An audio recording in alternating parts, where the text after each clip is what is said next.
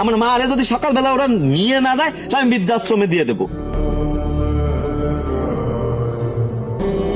ইয়াসিন, তুই তোর মারে বৃদ্ধাশ্রমে দিয়ে দিবি? এ বাড়া, তো বৃদ্ধাশ্রমে দেবো না তো কি আনবো? ওই মা যন্ত্রণায় আমার জীবন শেষ হয়ে যাচ্ছে, তুই বুঝবি নে। ওই মা যদি বড় ভাইয়ের ঘরে 2 মাস, এই ভাইয়ের ঘরে 2 মাস, ওই বোনের ঘরে 2 মাস খাতো, তাহলে আমিও একটু বাঁচতে থাকতাম। এই 6 মাস ধরে আমার কান্দের উপরে বসে খাচ্ছে। এই ইয়াসিন, তুই চুপ কর, তোর বেশি কথা বলা হয়ে যাচ্ছে।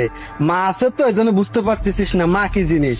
যদি তোর মা না থাকতো তাহলে ঠিকই বুঝতি মা কি জিনিস, বুঝলি? তুমি জ্ঞান ঠাপায় না ভাই, তুমি জানো না বিষয়টা। এই ইয়াসিন, আমি তোকে জ্ঞান দিচ্ছি না, একটা জিনিস বোঝ।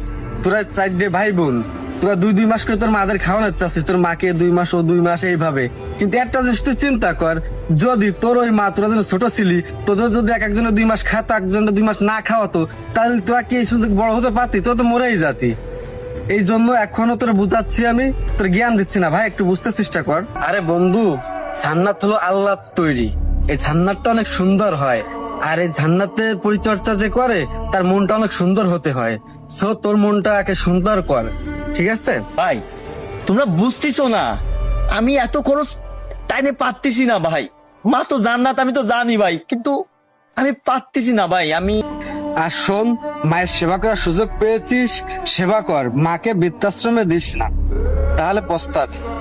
আর শোন, মাকে যখন বৃদ্ধাশ্রমে দিয়ে আসবি তখন মা তোকে ক্ষমা করলেও আল্লাহ তোকে কখনো ক্ষমা করবে না। জান্নাত মানেই তো মা, আর মা মানেই তো জান্নাত, ওই আল্লাহ আমাকে দিছে।